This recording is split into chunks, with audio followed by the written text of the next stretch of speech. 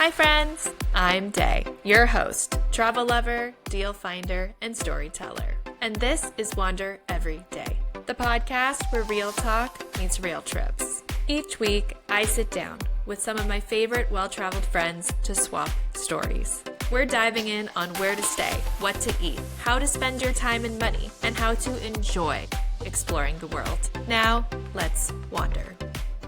Hi friends!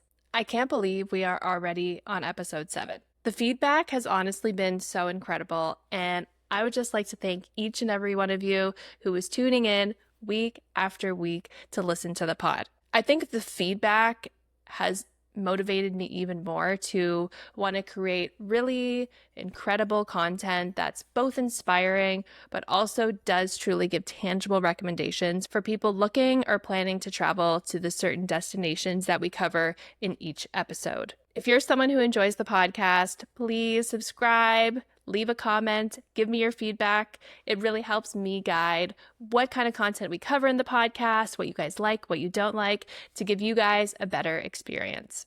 Before we jump into today's episode, let's talk first about where we're going, or at least where our guests just were. Salou and Barcelona in Spain. Two totally different but perfectly paired destinations in Spain's northeastern coast. Salou is a laid-back beach town in Costa Daurada, known for its family-friendly vibe, wide golden beaches, and PortAventura World, one of Europe's biggest theme parks. It's one of those places where you can go from a lazy morning on the beach to adrenaline-packed roller coasters, with lots of tapas and sangria breaks along the way. About an hour up the coast is Barcelona, a city that really needs no introduction, and honestly, one of my absolute favorite cities in the world. This is a place where modernist architecture meets ancient history, where Gaudi's famous Sagrada Familia towers over the skyline, and where you can wander the bustling Las Ramblas food market or quiet Gothic alleyways. But this trip to Spain is a little different than some, because although it's an incredible destination,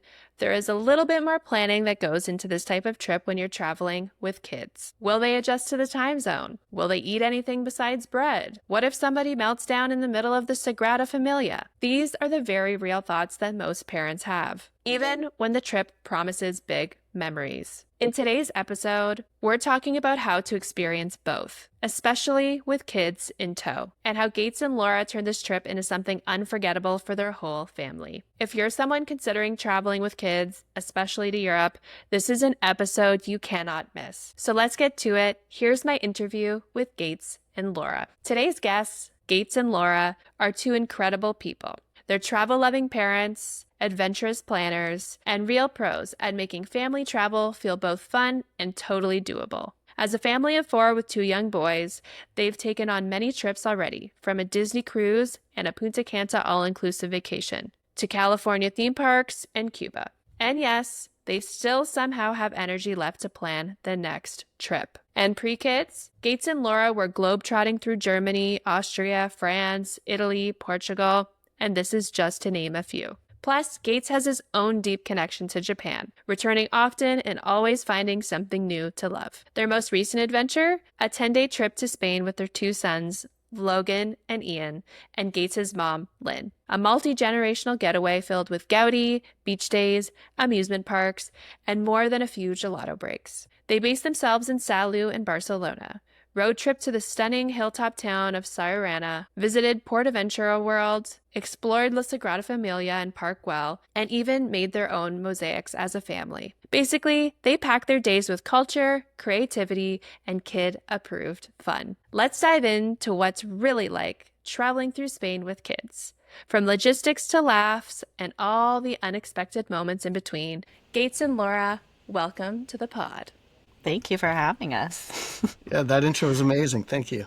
I think one of the main draws to interviewing you both, other than the fact that you're both very well traveled, is you add alternative dimension that so many people are curious about now, and that's traveling with a family. I think a lot of people find the idea of traveling with kids very overwhelming, especially to Europe. So now that you've had so much experience with traveling, I guess, in like your more common trips like North America and going to all-inclusives and adding Europe, you come with so much more information. And I think a lot of people are going to appreciate both of your perspective. Before we talk about Spain specifically, I want to hear about kind of your first few trips with the boys. So tell me about some of your past trips and some of the things you guys have learned from those trips traveling with Logan and Ian. Well, the first time we traveled with a child was just with Ian when he was only 4 months old. And I think that it's so easy to travel with a tiny baby who like naps everywhere. That might have like made us feel like, oh, traveling with kids is no big deal. The next time we traveled with kids, we had an almost 1-year-old and a 3 and a bit-year-old. And that was the big challenge. So that's when you're like, oh, wait, traveling with kids is a very different beast. And you kind of have to, adjust your expectations. And we kind of made the joke to people like traveling when they're that little was like parenting with a better backdrop and no chores. So I think that perspective change was important. But the more we do travel, the easier and easier it gets, I think. And also once they're sort of like beyond the years where they're both really tiny and have like kind of like opposing nap schedules and things like that, it gets easier and easier. So it feels like we built up to the European adventure. But I feel like because we had those kind of like more obvious trips that you might plan with a family behind us, we were like way better prepared to make family-oriented decisions that made it a smooth trip. Do you have any specific memorable stories or moments from past trips that were very specific learning experiences? Obviously, Laura mentioned our trip when Ian was 4 months old. He would just nap. We'd go to dinner. He'd be beside us in the stroller sleeping, so we'd be able to have our dinners and all that. He was going through some potty training, so, he's having way too much fun between the beach and the pool. So there was one instance where, as parents, when your child has to go pee, and then we're like, hey, you got to go pee. And he's like, no, I don't need to go pee. And that's where Laura comes in and says, just with a better backdrop, it's still parenting, except we have a nice beach and a mojito in hand. Like, it's... things that can happen is spontaneous. It is what it is. But for those small moments that do happen, you get to create memories like dipping their feet in the ocean, where both of our kids' first times, there'd be like a big wave that comes splashes them in the face and they're not too happy about it. But it's like, hey, that's unpredictable. And just seeing them in the pool at such a young age and just doing tons of fun things at the resort. It was actually quite refreshing from, going to resorts in our early 20s to going as parents of young children. There's memories to be made for both ways. I guess one like sort of concrete tip, I guess, from what we learned being in Cuba, we were debating whether we should bring our stroller wagon, and we did bring it. And it was such a good idea. Like, we were like so happy that we were able to gate check it. It was like we didn't have to pay to gate check it. It was a bit bulky to have. But then once we were on the resort, like being able to just throw them both in the wagon and walk to the buffet or walk wherever and like throw our equipment that we needed for the beach in there, that was like a win. We were like, we did that right. We did not pack enough extra shorts for our child who was doing really well with potty training at home, but now we had to like dash to a bathroom that like maybe not exactly right next door, right? So yeah, pack the wagon and bring more shorts. Before we get into the Spain trip specifically, what are some other absolute must-pack things, I'd say like 0 to 5? I feel like every time we travel, we bring more and more activity books. So like sticker books and like puzzle books. And with our older guy, he's reading now. So like more like books that he would be able to independently read. Mostly for restaurants, honestly. Like I feel like, the airplane too. But let's be real. If there's a screen on the back of the airplane, like that's doing its job. When they were really, really little, definitely the baby carrier. Like I think, we only really got Logan through the airport on the way home from Cuba because I had the carrier and he slept through it the whole time we were at the airport. For this trip, did you guys bring car seats? This is always a challenge. What's the car seat? When do they change from a car seat to a booster seat? It depends on their age and their weight and their sort of like responsibility level. Ian is old enough for the booster, so the last couple trips we've packed the booster because they're like quite cheap and small enough that we can put them in our checked bag. We have not packed car seats, and I'm always conflicted about it, honestly. Like There's never really a wonderful solution. I know a lot of people who have packed their car seats, and if they do, they like have this special strap you can use to attach it to your suitcase in the airport, and that makes it easier to move around. But then you have to install it on the airplane, so you have to make sure it's one that's going to fit, and you have to make sure you're not in a seat where you're not going to be allowed to install it. But then at least you have it for the taxi and things like that. We've ended up opting for like ordering shuttles that have a car seat, or like in Spain, we rented a car and we rented a car seat. And like for the shuttles, we requested the car seat. I have mixed feelings about it because like I don't know the history of that car seat, but I try my best to always look up the instructions for that car seat installation and do it myself. Like we've had shuttles roll up and they're like, I put the car seat in, and I look at it and it's like, they just threw it there, like absolutely not installed at all. Not secured. Not secured whatsoever. So like, and every car seat's different. So that's kind of stressful in the moment. We've just kind of like tried our best to quickly Google the install instructions and just like insist with the taxi driver, like, no, I'm just gonna take a minute here and like actually secure it properly. We have said to each other before, like, oh, it'll be so much easier to travel when they are both in a booster, because then the boosters are pretty small. Yeah, we felt it especially for the Disney cruise trip when we flew to Fort Lauderdale. Our hotel was 8 minutes away from the airport, but because we needed the booster seat, we couldn't do an Uber or taxi, at least not reliably. So we had to book a shuttle, and the moment that you switch over from the Uber and taxi to a shuttle, you're looking at from like $20 to $75 US, and then it's an extra $15 per car seat, and you're like, man, I'm just going 8 minutes down the street. And then same thing from the hotel to the embarkation. Again, it's like 5-6 minutes, and you're looking at another 70 US.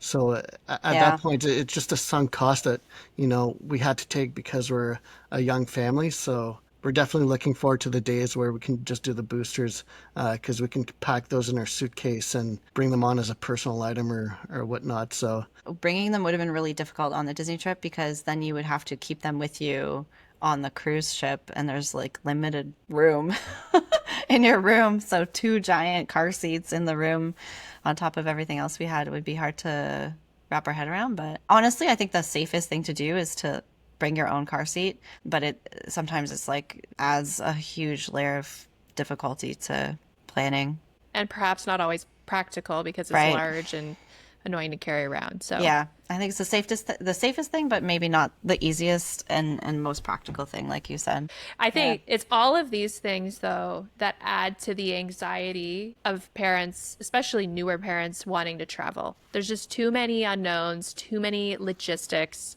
So any input you have, I'm sure, is appreciated by the parenting community. Something you did mention to me before, Gates, is that you chose Spain as a destination because you identified it as family friendly. How is it family friendly to you when you were in the process of planning your trip? yeah, when we identified Spain to go to as a family, you know, a quick Google search, what are family friendly countries?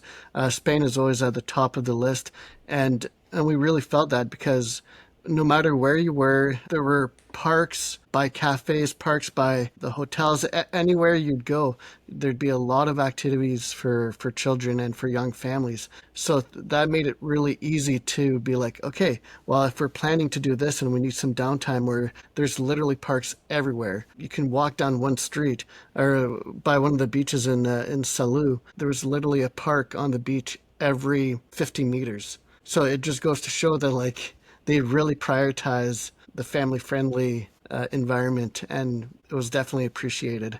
One of the big selling points for Spain is that everybody wakes up late and everybody stays up late.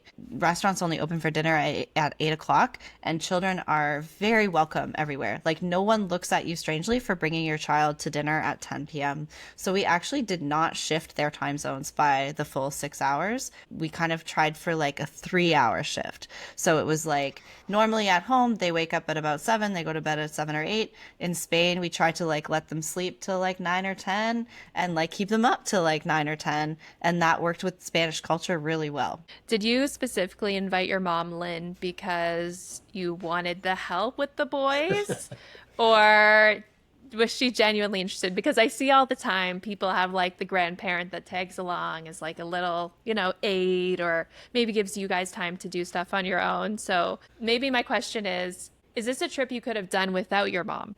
Perhaps, but I think I don't have a lot of experience traveling with my family, so it was definitely an exciting moment that when my mom mentioned she was interested in coming to Europe with us, I was quite excited to plan around that and to include her. But also, I mean, I won't lie, the idea of traveling with the two boys on the 8-hour plane by myself was a little daunting. So signing up my mom to help me with the flight was definitely a big bonus. And she definitely came in handy more than a few times throughout the flight and on the trip. So thanks, Mom. On the day budget travel scale from 1 to 10, where 1 is absolute cheapest accommodations, street food, minimal to no paid activities, and 10 is absolute luxury, no budget, 4 seasons travel, where would you guys rate yourself as travelers? I feel like I'm 6 or 6. What are you like? We should have done a secret reveal. Like, do we agree? Yeah. Well, I think pre-kids and post-kids has been kind of different, but also it depends on our trips because like a Disney cruise is more luxurious than, another type of cruise. So or like Punta Cana or something. Yeah, or Punta Cana, but then we went to Cuba as well. So, we definitely go along the range quite a bit. And I think with the kids, when we started bring them to all-inclusives, they don't know what luxurious places are. So whether we bring them to top of the line 5-star or a 4-star, they don't know the difference. They just know beach and pool and food. So hot dog. Yeah, exactly. Fries. So going to a place anyway. like Cuba, it was great because the kids got what they want. We got the relaxation we need. But yeah, so we'll take that trip and then, we might save a bit and do the Disney trip. And for Spain, we might have looked at accommodations that, are a little bit more budget, and then we splurge on the other one. So it's, I don't know, I think 6 or 7 is good. And I feel like we balance out to a 6 or 7. Yeah. Like every now and then we do a 4 so that we feel better about doing a 6 or a 7 next time. Yeah. Yeah. I would say in general, that's a lot of people though. Like not every trip is a Disney cruise and not every trip is an all-inclusive, Yeah. Are I you have not staying at stayed Four in a hostel Seasons? since I was 22. Like we're done with hostels. Yeah. So you've also maybe you've also been a 1, right? There's been ones in the past, but Exactly. we're not going back to 1. No, I think once you go to like 5, you can't go back. Actually, Nick and I collect airplane points and we fly on points exclusively now for the most part. And 2 years ago, we flew business class for the first time. Oh. And I was like, we can't go back. How do you go back after you have a bed and like unlimited champagne? And I haven't done it yet. No, don't do it. It ruins you. You ruin yourself. Yeah. Yeah. No. Straight up ruins you. I don't know. I think it's funny because I feel like having traveled cheap when we were in our early 20s, like we kind of have to like convince ourselves that it's okay. Like it's okay for us to. The other day I was booking a flight and I was like, oh, do I do ultra basic or economy? And Gates is like, you're an adult. Book economy. You're not 20 anymore. You don't need to save $30 to not get a carry-on. Yes. And it's true. I think budget too does sometimes align with like stage of life, and if you've sacrificed in the past, it's fine. It's okay if you're a 6 or a 7. Tell us about your general trip itinerary. Gates is the itinerary guy. Yeah, Gates is that's actually, I feel like we should like set the record straight. Gates does all of the very detailed planning. He has all of the Excel sheets, and then I roll in and I'm like, we need to cut out like half of that or the kids are going to be exhausted, and I'll figure out how we're getting from the airport to the hotel. But otherwise, Gates is the one who like dives in and learns all about the culture and all about the options, and that's what fills his cup. Cool. Yeah. I'm always looking forward to the next trip, so I always have something to think about when got some time to myself. I'm like, I really want to look into it. But a week after we got home from Spain, there's a new Excel sheet about a new location. So, Are you me, Gates? Are you me? Going into this trip was really fun because all of our Europe trips beforehand was Laura and I. So I went into it thinking, you know, as a couple, this is what we would do. And originally, well, I like to country hop a little bit, or I like to move around a little bit more. So originally, it wasn't just Spain, it wasn't just Barcelona. I had us going to Andorra and then to Toulouse, France. So it'd be like a little bit of you land in Spain, go to Andorra, go to France, and then fly out. But then Laura reminded me, hey, we're going with our boys, and I was like, oh yeah, okay. So then to dial it back and really just focus on kind of picking a home base and a nearby destination, and then that's where we chose Salou. One, because the boys are so used to doing beach and pool and palm tree type setting, so landing and going to Salou felt a little bit like, maybe going to a Caribbean. And then so getting used to the jet lag or all the culture and stuff like that before going to a big city like Barcelona would work out really well. As you mentioned in your intro, there was a big theme park, so there was a lot of stunning things to do in Salou to get all that stuff out of the way that still felt like a trip that we would take with the boys and then eventually taking them into the big city. So yeah, we did 5 nights in Salou and 5 nights in Barcelona. And I think the pace of it was fantastic. Why did you choose Salou? Because there's so many beachy areas in Spain, so why Salou specifically? I think because of proximity from Barcelona, it was a 90-minute drive, and also the big theme park. So PortAventura Land is, after having been there, is higher quality than what we know with Wonderland, and on its way to something like Disney. It's somewhere in the middle, and I think that's what drew us first. But then some of the day trip stuff, when once we locked in having a vehicle, because before we were thinking about doing train from Barcelona airport to Salou, and then when we opened up the discussion about renting a vehicle and seeing some of the possibilities, Siurana was absolutely stunning. Just looking at pictures is like, yeah, I want to go there. That's like a postcard scenery, stunning landscape that, I must go there. And so it was really easy to build out a really nice 5-day itinerary with Salou being the home base. Also, it helped that having our accommodation being, I say oceanfront, but it's actually seafront, is a stunning location for a lot cheaper than staying in Barcelona. Gates mentioned that we decided to rent the car kind of later in the game. We decided to rent the car like 2 days before I left for Italy.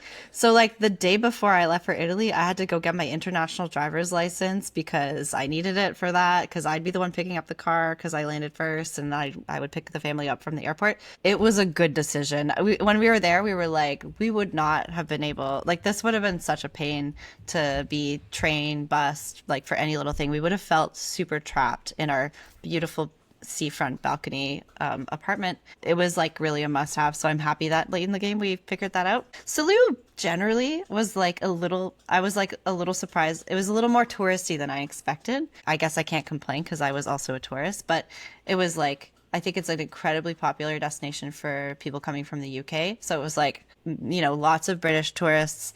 You go to the restaurant, it's like fish and chips and paella, and I'm like, Really? It's lots of UK people there. We didn't stay exactly in Salou. We stayed like a sort of a 10-15 minute outskirt of Salou. What it was like, Cap de Salou, Gates? Yeah. Is that what it was? That was a good call because there were these like very cute little beaches there that basically no one was on. So we really could explore those beaches and feel like we had that like private seaside experience. How did you get from Italy to Salou? Sorry. Can we go back to that for a second? So I flew into Barcelona airport from Rome, rented the car, drove myself to Salou, like checked into the apartment, went and did some groceries, and then the next morning met them at the airport and picked them up. Were you in Italy for work? Yeah, I was in Italy for work. And for a while we were thinking about just staying in Italy, but we have some like potential Italy family plans next year with my family. We were looking at Rome, staying in Rome, and then I was like, if we're going to be back here in the near-ish future, maybe we should take this opportunity to actually just meet somewhere else. It's so easy to fly once you're in Europe. Like, I think my flight from Rome to Barcelona was like $120. Like it's once you're there, it's cheap. So that was an easy flight. Speaking of flights, Gates, how did the flight go with the boys? Tell me about your experience from Toronto to Barcelona. So it was an overnight flight, and I was really banking on the fact that they'd be sleeping. I just didn't predict that they'd want to sleep like they're sleeping in their bed, which is horizontally like across the chairs.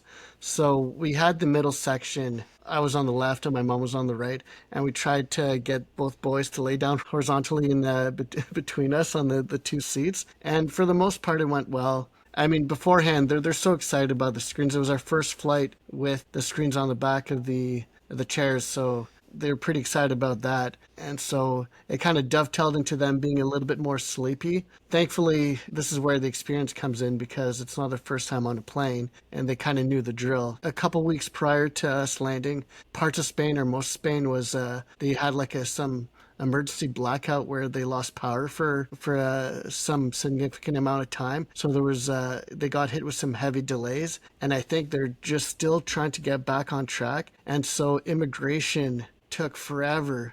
When we landed, I'm like, oh, we're gonna see mom in 30 minutes, and then 30 minutes turned into an extra hour and a half, almost 2 hours before we finally were able to meet up with Laura, because immigration took a really long time. And usually as families, there's separate lines or they fast track you through, but we didn't get special treatment until we were maybe like 10 minutes to the counter, and like, oh, you're a family, come over into this lane. So we got a little bit of a reprieve, but like, yeah, that was a long wait, especially holding Logan for the entire hour that we were waiting in line. That was just Yeah, a no. taste. That was just a Yeah, taste of the exactly. holding Logan experience. Okay, It was, we messed up. We messed up one thing in Spain. Yeah. We decided to not bring the stroller. Logan is 3 now. He doesn't really use his stroller very much. It is kind of a pain, like dealing with gate checking your stroller and juggling your luggage and corralling your kids while you're getting on the airplane. So the stroller did not make it. And so I was the stroller. Oh, no. I literally carried Logan like a little baby koala all over Barcelona. So Gates got 1 hour in the airport and I got 5 days. yeah. But I have a very strong muscle now. Just so the listeners know, how old is Ian? Ian is 5. Okay. He was a champ. He like never complained once about walking. I was like super impressed because he's never been in a situation like that where we're like walking like city life for, multiple days. I wanted to mention one thing. We actually, because it was an overnight flight, we were thinking about buying those like inflatable things that go where the adults' legs would go, that creates like a longer surface your kids can sleep on. It's like a thing you see sometimes on Instagram Reels. One of my friends is a flight attendant for Air Canada, so I was asking him about them and what his take was on them. And he pointed out that like they can be totally fine, but you can only use them on a window seat. And like we had already booked that like 4 seats in the middle thing, so we wouldn't have been allowed to use them. Like you have to, if you have them, you have to tell the flight attendant that you have them, and they can only be used on a window seat. So you're like constrained. So don't waste your money. If I think it's like honestly, I'm not actually sure. It's probably something about emergency exits. I know that we also have this little safety strap that we bring on the airplane. I think it's called like Fly Safe or something, and it's like it makes a 5-point harness for your kid if they're like between 1 and 3. Then you can use it to make the seatbelt more safe for them. And you're not allowed to use that in emergency exits. And I think that is because like then if there's a kid stuck in the emergency exit, it's harder to get them unbuckled. Now like maybe fewer people get off the plane or something. They're a problem. But I don't actually know what the rationale is. But I do think it's important before like purchasing, because some of them are not cheap. Like some of them are really fancy. Like before purchasing stuff that you think will make your flight easier with kids, make sure that you check the rules for the air, like through the airline, because you might not be allowed to use it depending on where you're sitting. Okay. Good tips. So you guys get to Barcelona. Laura's already checked into your accommodation in Salou. Tell me about what your accommodation in Salou was actually like. We ended up booking Airbnb, both in Salou and in Barcelona. We were kind of open to different options. We ended up doing that because with Gates' mom there too, we certainly wanted to have like multiple bedrooms.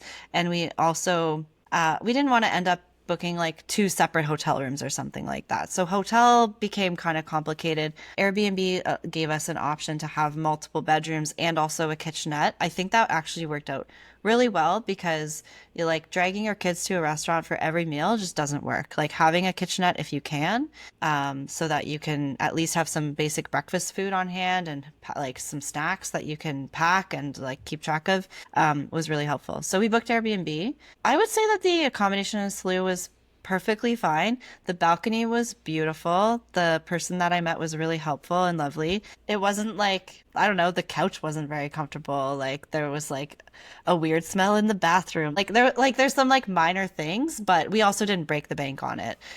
So I think it like for the value and with the location, we were perfectly happy with it. And the kids had a bunk bed situation, which was really cute. Like they liked that.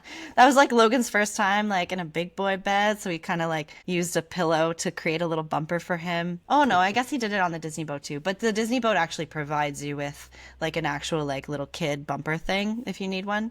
But yeah, so it was a 3-bedroom. Cool.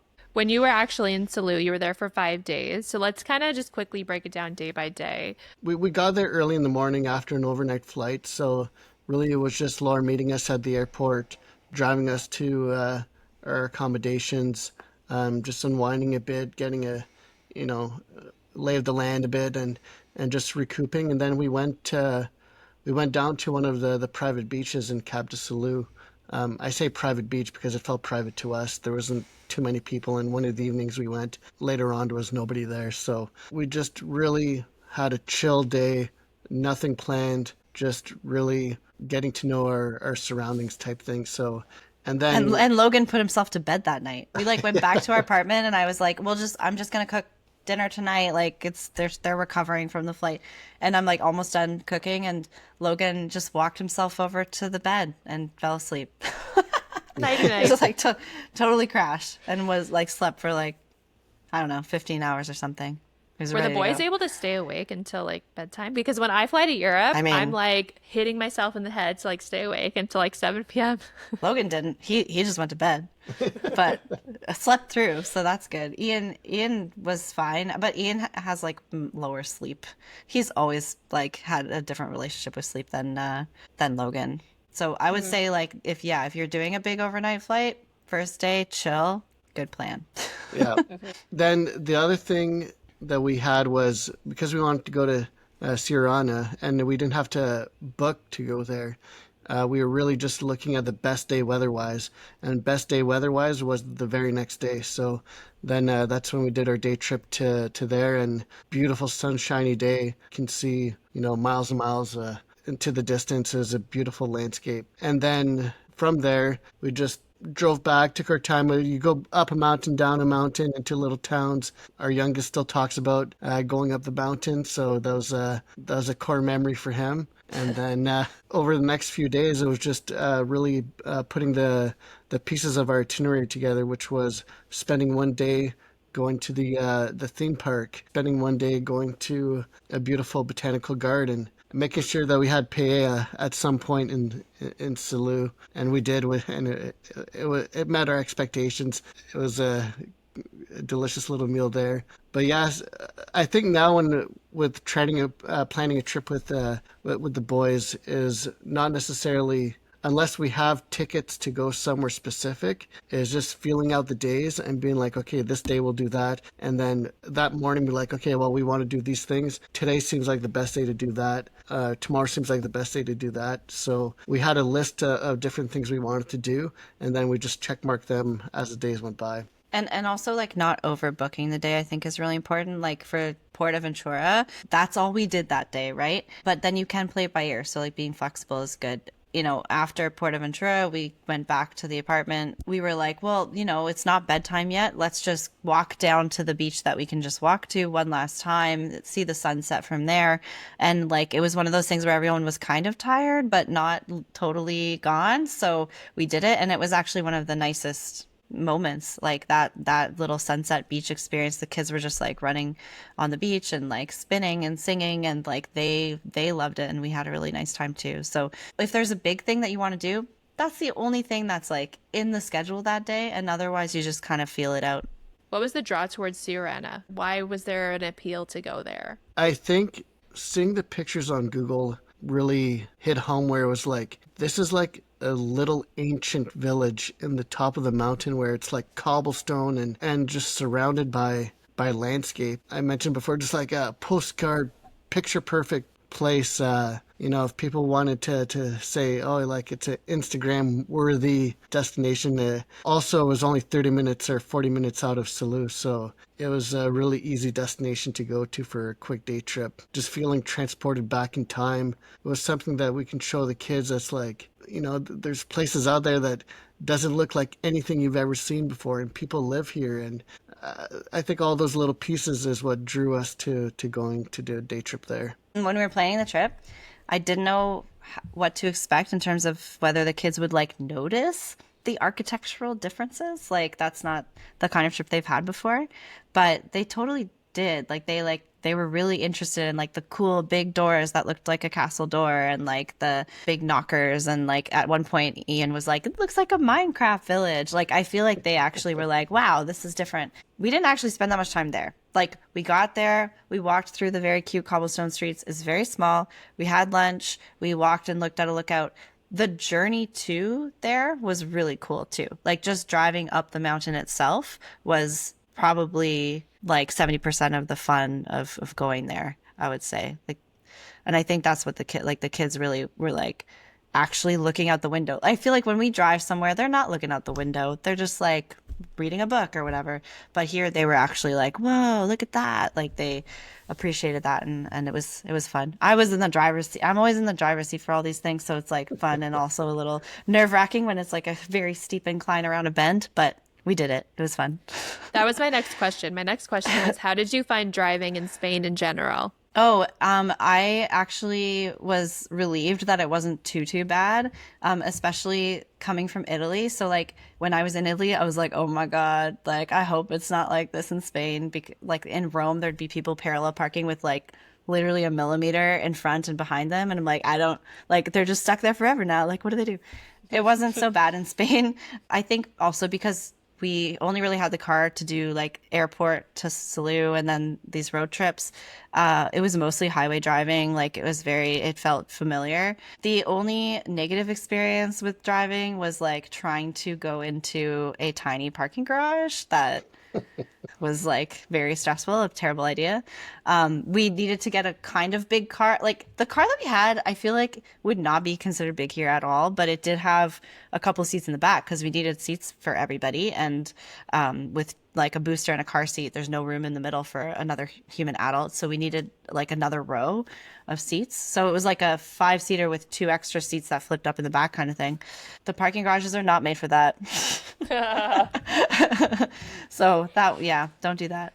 But otherwise, it was not as bad as I thought. I have driven in a lot of places. There's like a couple moments where you're like, oh, I hope no one's around the bend. But I've done something like that in Taiwan that was way worse. So I was like, this isn't as bad as Taiwan, like the mountain road. On the way back to Barcelona, we went on the toll road. It was not an expensive toll road, but it had these cool tunnels that cut through the mountains, like some that were like 2 kilometers long. So that was fun for them. It would have been crazy of us to keep the car for Barcelona. Like absolutely do not have a car in the city. That would have been awful. But yeah, for the outskirts, I think it really opened up a lot of opportunity for us. You did mention a little bit about PortAventura World before, but kind of break it down a little bit in more detail. What did you guys do there and what kind of activities and experiences are there at that amusement park? Yeah, so having gone to Wonderland a couple times and Disneyland as well, there was a familiarity with going to a theme park. It was actually, it surpassed my expectations. I thought going to Wonderland and seeing Snoopy Land there, it's kind of just put together. But this one was like top notch. Like they took their theming really seriously. It was very immersive, especially doing the dark ride where you have little blasters and it's 3D and you have Grover that pops out and lands on your car like Laura was mentioning earlier. It was absolutely stunning. At some point when we're in Salou, we're like, should we still do PortAventura? We could take another day where you can do a day trip somewhere else or just relax. And we're like, let's just do it. Let's just go to the theme park. It's one of the reasons why we picked Salou in the first place. So we ended up going and it was great. The one thing is that it is a lot of walking, going from land to land, especially when we're trying to pick specific rides that both kids can do, especially Logan. He's on the short end of some of the rides. And so trying to navigate between land to land was a lot, but very, very similar to Wonderland. But their different themes were on point. There was one where it was Asia with the Great Wall of China, and there was Wild Wild West, and it was cool. We took a train around the entire park just to see everything, and we're really happy we went. A conversation I have often with people is going to beaches in Europe something we should be considering more often as a vacation, like a relaxing beach vacation, as opposed to when we think of beach vacation, just automatically going to like the Caribbean or going on a cruise or something like that. So after being in Salou and being in this beachy area, do you think that going to the Mediterranean in particular and staying along the beach is something people should consider more often for a beach vacation? I think that the beaches are beautiful. I don't think you would be maxing out opportunity if you just went there and only stayed on the beach. I think that the balance between a few days on the beach and a few days actually like immersed in the culture and like learning about the history and like having, better culinary experiences in the city than you would in like a touristy area, having both of those things made it really worthwhile. Mm-hmm. If you just want the beach, if I was like, I just need to get away, I don't want to have to think or plan, like I just need a margarita and a pool, I still think I would just go to the Caribbean. But if you really love beaches and you want to go to a place like Portugal or Spain or Italy, and like you can get that beach fix but also learn about an amazing new place and experience the beauty and the history, I think it's like a totally great opportunity. Did you find in general this trip was expensive compared to like your all-inclusive vacations?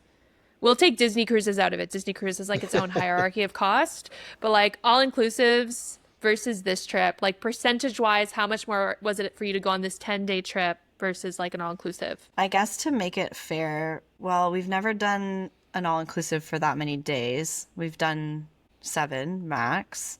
The flights are expensive and our kids are old enough that we have to buy them seats. So I think like realistically 4 airplane tickets to Europe for the same price, you can get an all-inclusive for a week in the Caribbean. So it's kind of like everything beyond the flights now is like beyond the budget of the Caribbean trip. So I don't know. Once we got there, it was reasonable. Like the prices for food and hotels felt cheap, a little bit cheaper than Canada would.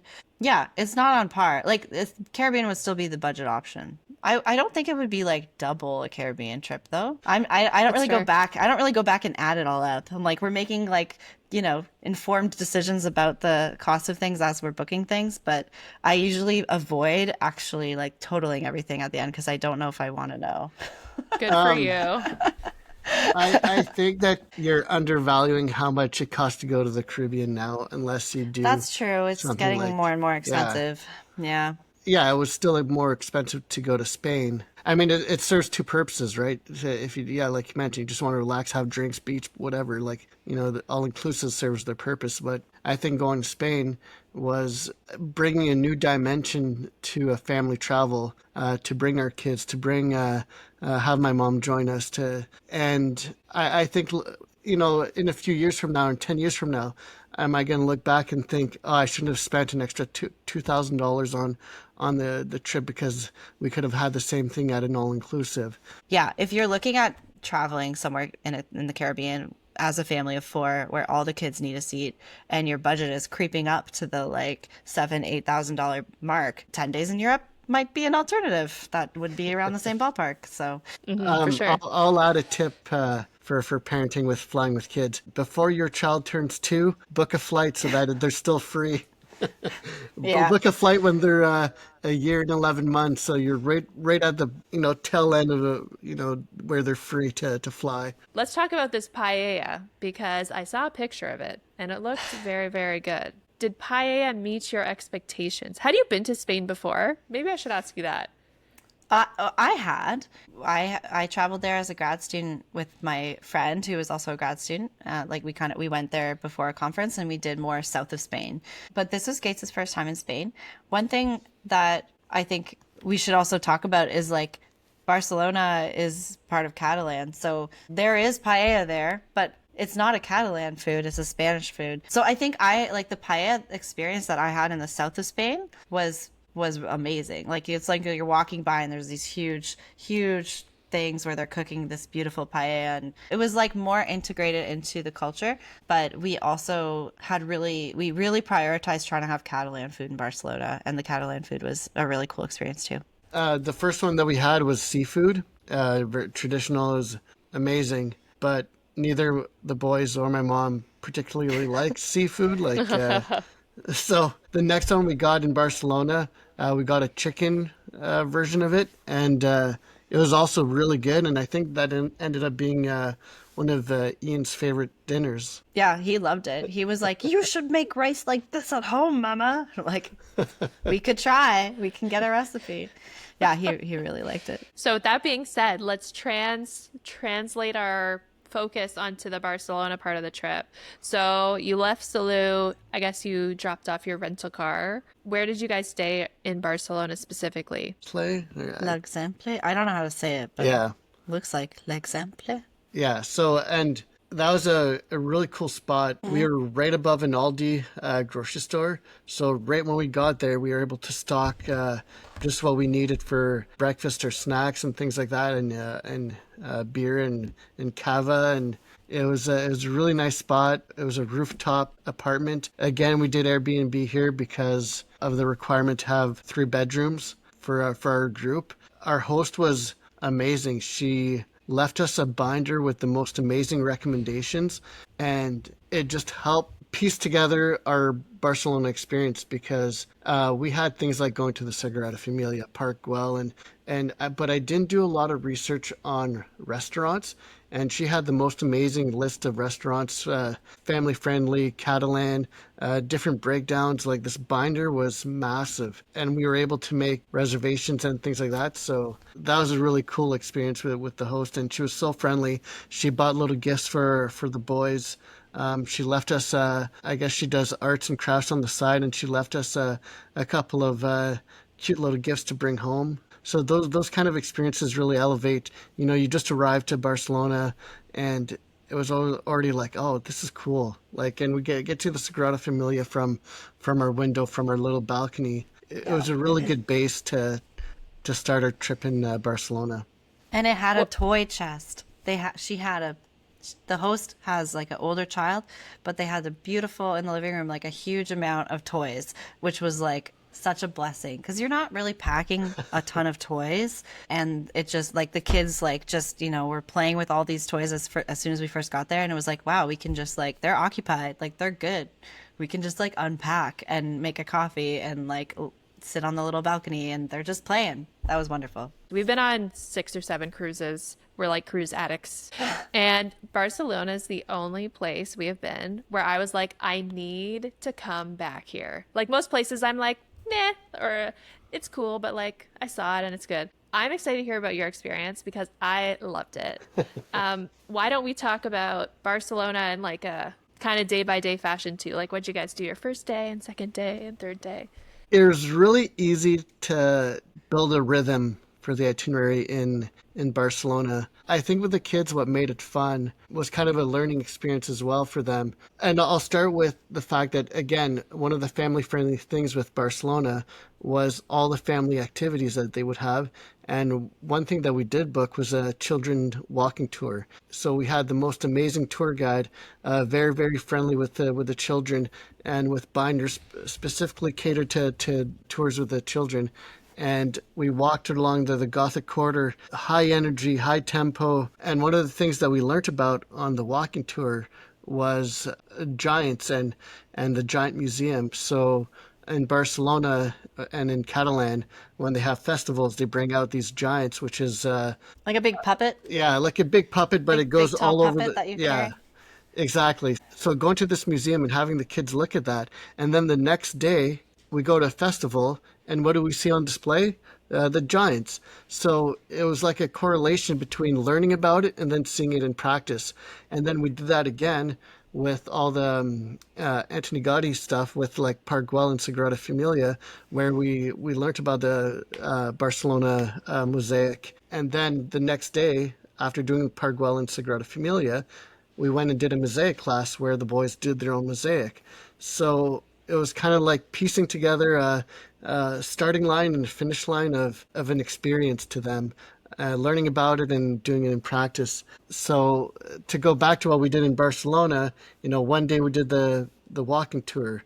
One day we did Sagrada Familia and the Park Güell. The last day that we were in Barcelona again, we love the Gothic Quarter, and there was a lot of little shops that we wanted to go back to for our final shops to bring back home some souvenirs.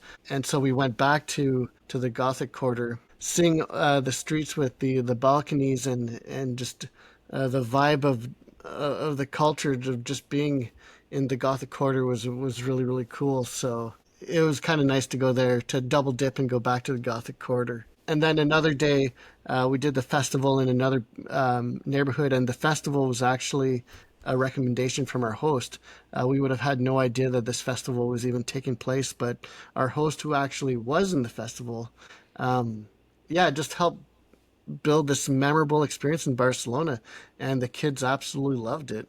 That's so cool. We should definitely give you the link for the walking tour. I was so impressed. Like, I think it's like such a joy as a parent to find stuff where it's not just that kids are welcome. It is designed for kids. Like this walking tour, it was like, she would have them act out a little scene from the history of Catalan, and she'd have them like do a coloring contest to color the Catalan flag really quickly, and then like have them like try to find a particular symbol on this really cool plaque designating what kind of historic store we're standing in front of. So everything became like, it was like gamified history lesson, and it was so fun. And I learned a lot about Catalan too, but it was like, it's so refreshing to have stuff that's like for children, not just like, oh, children can tag along. Where did you find the walking tour? Like, did you find that on TripAdvisor or social media? That's a good question. I feel like I must have just Googled, I don't know.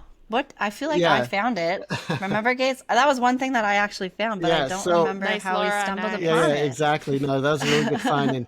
And usually now when we're looking at things to do with kids is Barcelona with kids, or, Rome with kids. So one of the things that popped up was the 30 best activities that you can do with children. And you start seeing less of like curated AI list, but more like there are some actual family blogs and families that have done things with kids, or families that live in the city, that when you look at places like Google, well, you're going to find that if you do a bit of digging. And this list that this lady had, and we can give you the list, the link, just had phenomenal experiences. One of them was that walking tour. Oh, that must be where we found it then. Yeah. And there's things like a chocolate museum or the giant museum, or if you have some time, you can go out and take a little ferry on or a catamaran on the lake by the beach. So there's that list had so many great ideas to really build out a trip to Barcelona. We'll definitely share that link, because I think that was one of the great finds. Good inspiration. Yeah, it was really good inspiration to build it out. Barcelona, especially with all the Gaudi architecture, I find just so incredible to look at. I don't know why I almost feel like I can't stop looking at it. Like the apartment buildings with the balconies, the Sagrada Familia itself. You guys are well-traveled people, so you've seen different types of architecture all over the world. Does that resonate with you? Do you have the same opinions as me about Barcelona and like its vibe and the design? And it just seems so unique. It is so unique. I feel like the more you travel, the more you appreciate when something stands out, right? Like, I don't know, I never want to go to a new country and be like, just another city. Like, you want it to have an identity, and I think Barcelona has that. I think it's also like shocking how young that is. Like, we actually learned about Gaudi a little bit on the walking tour, right, Gates? Or wait, where do we? I feel like we learned about him somewhere. Good for you guys learning from the children's walking tour too. It was very informative. Yeah. But like, I don't know, I suppose going in, I didn't actually know. I'm not like a architectural historian. I didn't really know.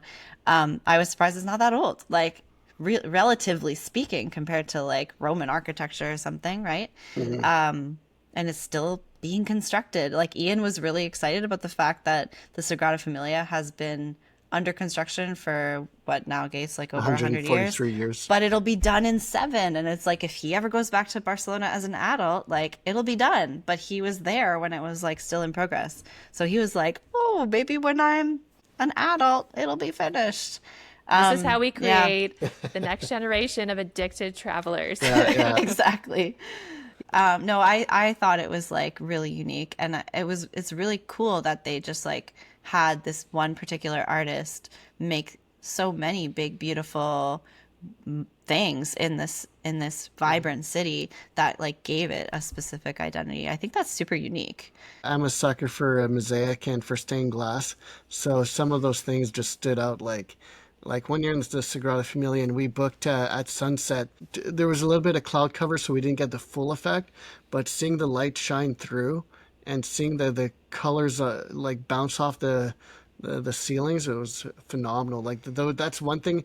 The boys actually looked up at the Sagrada Familia for a while, and like Ian was very interested. So it was really cool to see like, oh man, like he's 5 years old and he's really interested in the Sagrada Familia. And if we went to like a different old beautiful city, I don't know that we would have gone into the old beautiful cathedral. You know, like I think the fact that we were like, let's go to the Rainbow Castle, like we were able to hype that up for them, and it was like, it's like a feast for the eyes. Like, of course, there's so many beautiful cathedrals in Europe, but if this is like, maybe we set the bar too high for them now, but like I feel like if there's one that a child will appreciate and not just feel dragged to, the gorgeous multicolored one is a good bet, you know? And it also helped building up to it, because we can see it from our balcony every morning, and every time we're back at the Airbnb, you could be like, oh, there's the Sagrada Familia.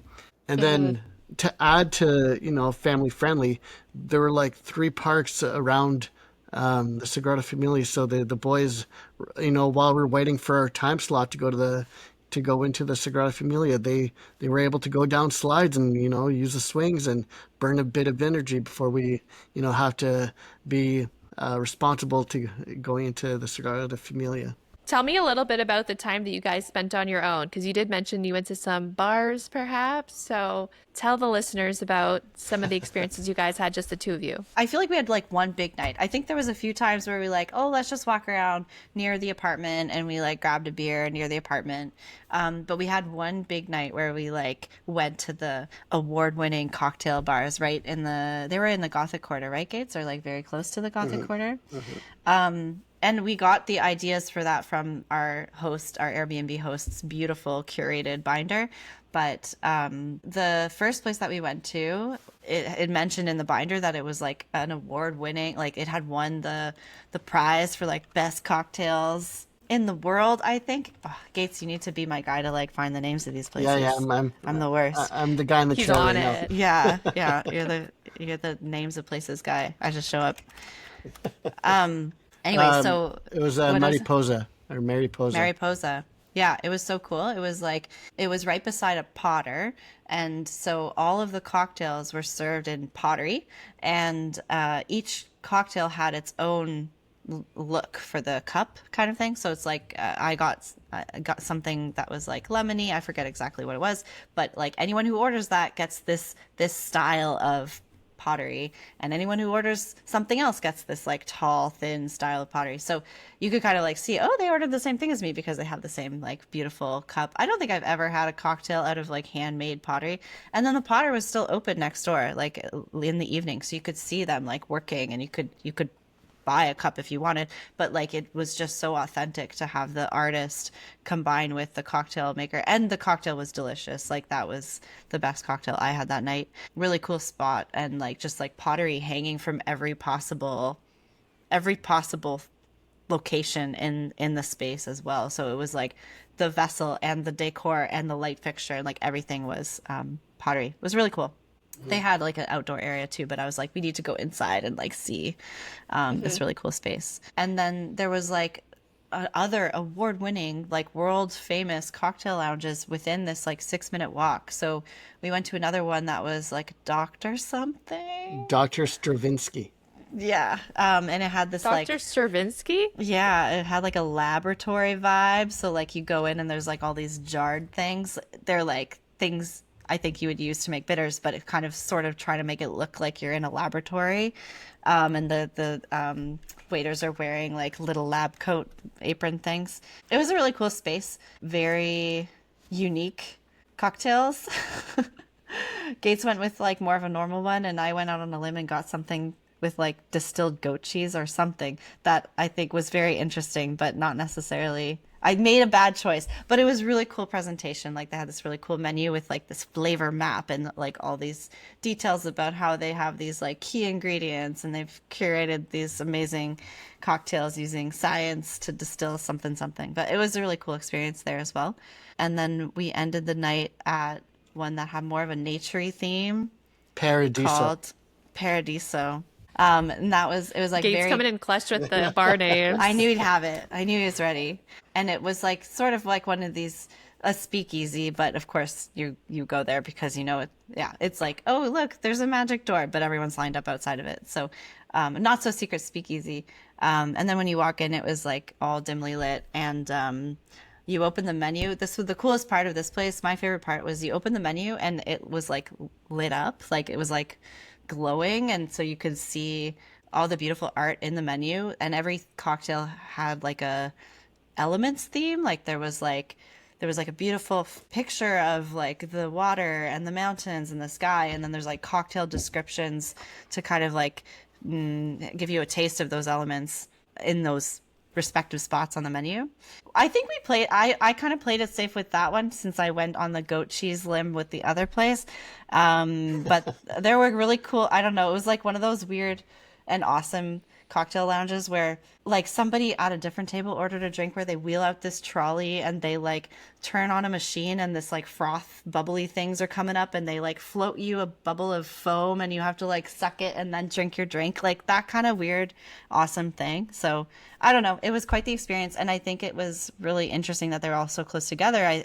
I'm sure someone who knows more about cocktail competitions has the real answer, but I assume that they're like, you know, feeding off each other to like curate this really cool experience. Like being close to each other probably makes them push to have the next really awesome cocktail. So yeah, very easy to just like walk to 3 of the world's top cocktail lounges within a 6-minute radius. That's amazing. What were the prices in Salou versus Barcelona in general? Did you find a price difference? Groceries, restaurants, bars? I think that Barcelona was cheaper than Salou because Salou had a bit of a tourist tax. Sometimes we travel to Manitoulin Island, for example, and some of the grocery stores there are like it's super remote. Like stuff is being brought in, it's very limited selection, and everything is more expensive than you're used to. That was my feeling when I was at the grocery store in Salou. And then the food was like not cheap there, and also it didn't feel like an incredible culinary experience. Like the one night where we went out a little bit more and had the delicious paella, that was much better, but we got like a recommendation for a restaurant from a local for that particular spot. Otherwise it felt like you would stumble upon maybe more of a touristy restaurant that was probably overpriced and like maybe not the food you wanted. I don't think there was a huge disparity, but I think the bang for your buck in Barcelona was a lot better for food. That's not what I expected you to say. I know, right? I think Salou was like a tourist beachy destination. It totally suited our needs for kids. I don't think I would, like if it was just Gates and I, we probably would have picked a much more off the beaten path sort of thing where you might find those like local hole in the walls where you don't get that like city inflation. But it being close to PortAventura, like being close to Barcelona airport, like having the gorgeous beach views, like yeah, you would not go to Salou for a culinary experience.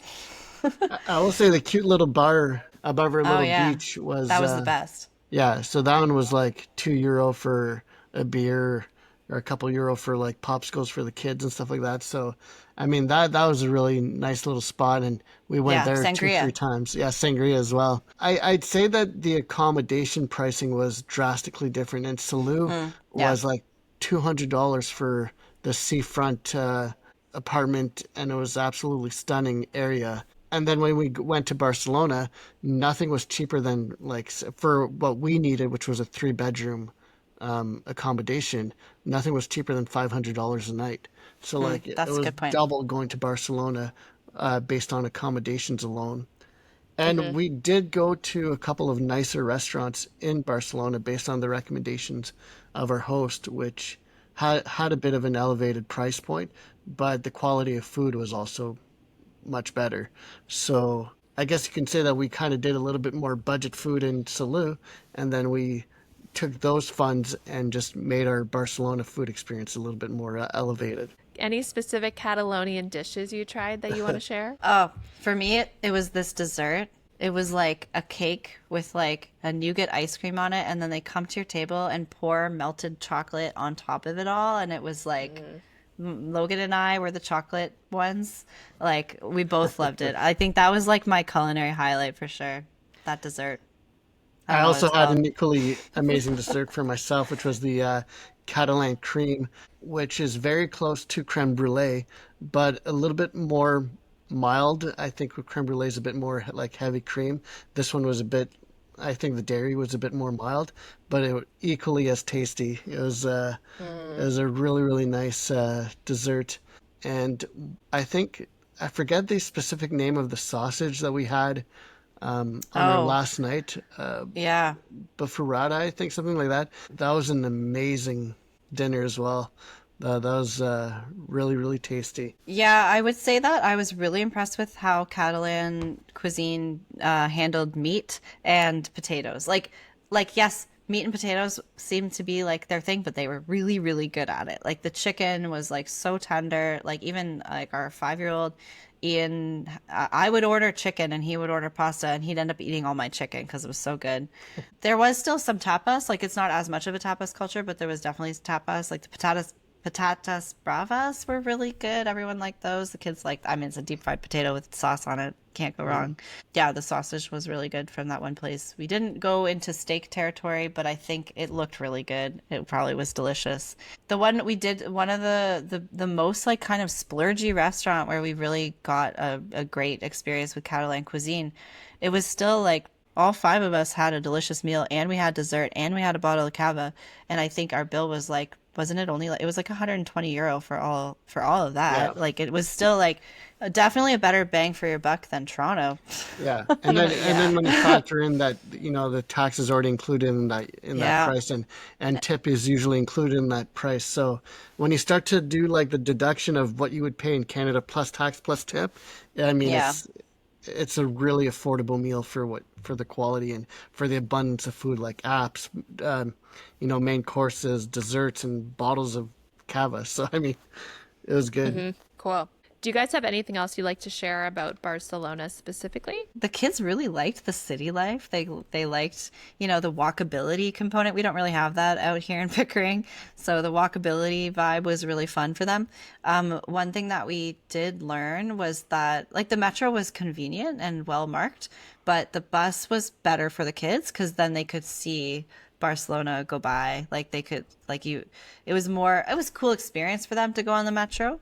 But I think you got to know the city better if you took the bus. And sometimes it ended up being a lot less walking if you take the bus anyway, because you're not like walking down to the platform and then back up. You're just like catching the bus on the street. So yeah, definitely take advantage of the great public transit. It was like tons of bus lanes too. Like I don't think we ever got stuck in traffic on the buses because they really had their designated bus lanes. They have a family pass of tickets for bus or metro, and you just tap on. So like we had a family pass. It was 8 passes for 10 euro, so very affordable to get around. And yeah, the kids like the bus. When we went to Barcelona on our cruise, we were there from like 9 to 7, and we had to be back at the ship by 5. And because Barcelona is so big, we decided to do a hop on, hop off tour bus. So we got on just outside the port. We went to the Barcelona FC stadium. What's it called again? Camp Nou. We went to Las Ramblas, and we went to Sagrada Familia. And it was like 5 or 6 hours in, and we are all the way up at Park Güell, which is like not close to the port at all. It's like basically as far as you can get. Yeah. And we had an hour to get back, and I'm like, do you think we're going to be okay? And Nick was like, we should be, right? So speaking about buses getting stuck in traffic, our bus did get stuck. Oh And I'm no. like, oh my God, we need to be back in 30 minutes. Oh my God, we need to be back in 20 minutes.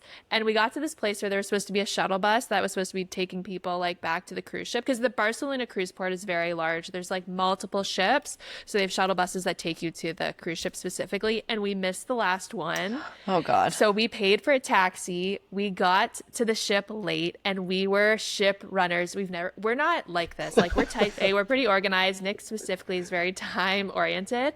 We were like sprinting, like they were closing the door, and Nick and I are hauling ass isn't a swear word, hauling ass down the cruise like port.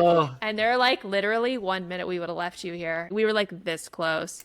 But Barcelona is just so, once again, so big. Yeah, there are lots of buses. We just got stuck in bad just traffic. really bad luck. Could have been worse. Could have been 1 minute worse. Could have been You way could have worse. ended up on people's algorithm of when we were booking our cruises. I definitely saw some videos of people missing their boat. Yeah, missing the cruise. So sad. And they won't wait. There's way too many people that are paying to be on time. They're like, 1 minute late, sorry. Like, people will be running, they're like, Yeah. Peace. Peace. Oh my gosh. That's brutal. So the buses do get stuck in traffic. Luckily, we did not have that experience, but because we didn't like really overplan, we also didn't have anything to be late for. And that is like a big tip. I think in general, if I was to recommend any travel style to any person, I think that's the exact travel style I'd actually recommend to anyone. Obviously, there's certain things you have to book in advance. An example, the Colosseum, you have to book that in advance, sure. But if you have a general loose idea of what you want to do and you kind of just like put it into your schedule as fits based on weather, how you're feeling that day, I think that's the way most people should travel. Mm-hmm. Yeah, you know? we have like learned from experience that works really well for us. Do you guys have any stories from your trip you'd like to share? Like fun stories, funny stories, memorable moments? We mentioned with going to the beach in Salou, the when we were kind of tired and like, should we, shouldn't we? We ended up going, and is probably one of the most like core memories of that trip. Just having sunset on the beach by ourselves, and kids are running, dipping their feet in the water and doing spins, and we're having a couple of beers up top at that little bar. And that whole activity would have never happened if we didn't have the drive to just be like, you know what, let's just go to last night, let's do it. So it's a tip, like even if you're tired and just push through one more thing, and it might be the best thing you do that trip. As long as the kids are not short-circuiting. Yeah. If the parents are tired and the kids are still good, push maybe a little bit. If we're closing out, I feel like we probably should also address the fact that like there's gonna be difficult parenting moments on any trip. Like, it's not all sunshine and butterflies. Our kids were not like always regulated. Like, they had, some little meltdowns. They had times when they were tired or hungry, or like, were just like over it, or not responsive to whatever it is that we're doing, and we're tired and spent, and I think there's like I think it just gets easier and easier. I was really impressed with them on this trip. I think the fact that traveling is becoming something that they're quite familiar with, it makes it easier for them. It also makes us better at our expectations. But yeah, it's still parenting with a better view, but I think that now that they're getting older, we are starting to see the joy of travel like blossom in them, and I think that brings a whole new perspective to it. But if someone is like, I don't know, should I bring my kids to Europe, and they do, like, not every moment will be full of bliss. And that's okay. I mean, that's true even without kids, right?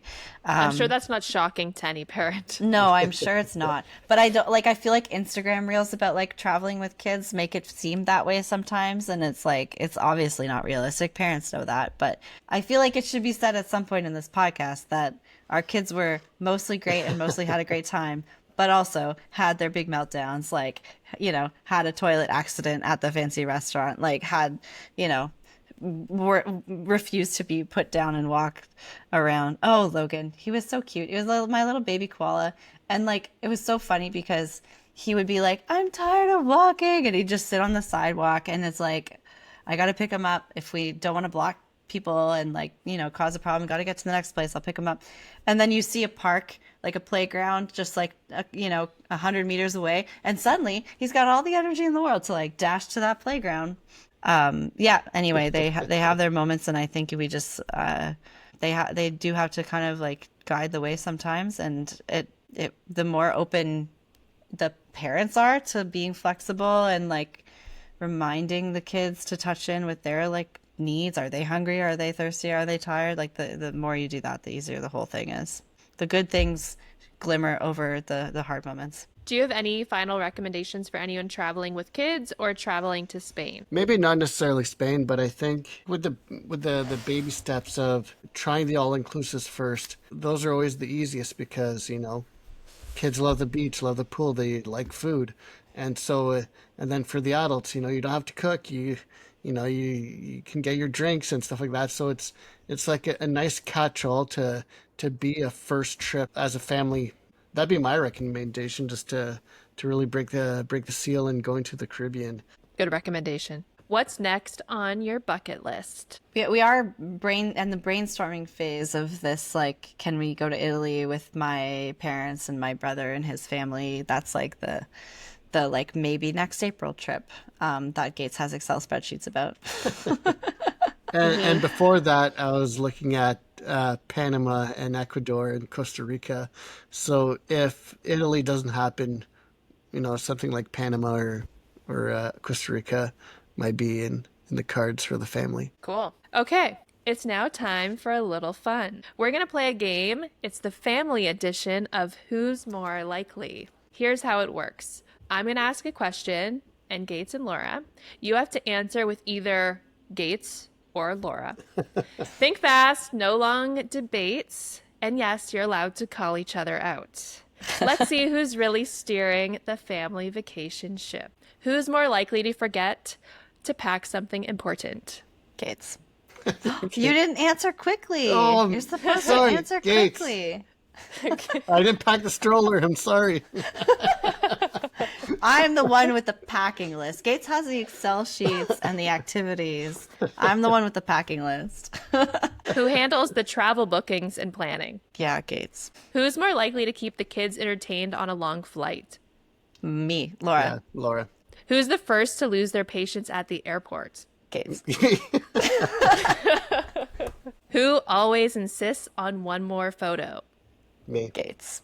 Who carries way too much in their backpack? How about the human front pack? The koala. The koala. Who's the better travel navigator when Google Maps stops working? I'll say Laura. I am. Oh. Because Dispute. I will dispute. Do you have some because receipts? Do you have some receipts? I have the receipts because I do a lot of research about the city and the neighborhoods, and I typically know where we are, so I'd be able to navigate based on my extensive research knowledge of the city. Who's most likely to let the kids have ice cream before dinner on vacation? Laura. Laura. Who needs coffee immediately in the morning before doing anything else? Gates. Well, I think both of us, but yeah, okay, I'll take the fall on it. I will make my coffee in the morning, but need Who's already planning the next trip before you're even home? Gates. Okay, we have 3 listener questions. What's something you can't plan for when you're traveling with kids? Is there something that just like happens that is like completely uncontrollable and inability to plan for? That's a really good question. I think you mentioned earlier where, when we look back on our trip and I make videos and we take our pictures and everything looks like, our kids were 100% phenomenal and we did have an amazing vacation, but you can't plan for if one of them has a meltdown or if one of them has an accident or if one of them decides to just stop walking. And thankfully we didn't have a situation where we had to drastically shift plans, but there might be a situation where you just have to do a U-turn and be like, just can't do this right now and we have to just pivot away and do something else. As adults traveling, you can predict what you would do. You can't really predict what kids will do because they don't, like, it was their first European trip, so something could have happened where we'd have to switch up. Thankfully it didn't, but it could happen. Perhaps this is the power of like not having a plan, like scheduling around circumstance. I think so. I mean, there's things we can always, carry the extra change of clothes and make sure you have some snacks with you at all times because you don't know if they're going to be hangry. Like, there's things you can do to like avoid the meltdowns, but like Gates said, you don't really know. You can do your best at like preventing by making sure their needs are met, but they're going to be really tired too. Something that's hard to plan for though is the like airline delays. Like Gates was saying, like after getting off the plane, which took way too long, getting through the checkpoints and getting your baggage, that ended up taking a lot longer than expected. And by then you're out of snacks because of the long flight and you're out of activities and everybody's tired. So it's hard to plan for because I don't actually like it could very well happen. Then it's just like the same recommendations. Like, well, worst case scenario, whip the iPad out if you're delayed at the airport for too long, but have those activity books and maybe buy a couple toys that they don't get until the trip starts. So it's something new, and to have snacks. Are there any other countries you considered going to that seemed more kid friendly? I know you mentioned Italy. Was there anything else you came across in your research? I think it was like we went down the Italy rabbit hole for a while, and we started kind of mapping ideas out for that. I think once we shifted to Spain, that was kind of it. We might have considered Finland because I'm traveling for work in July. I think the like Nordic countries are incredibly family focused as well. I feel like for me, Spain, like I had been there before. I had been to the south of Spain when I was in my early 20s.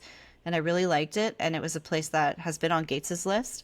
But I also remember reading this blog post probably a few years ago now about the like culture around parenting.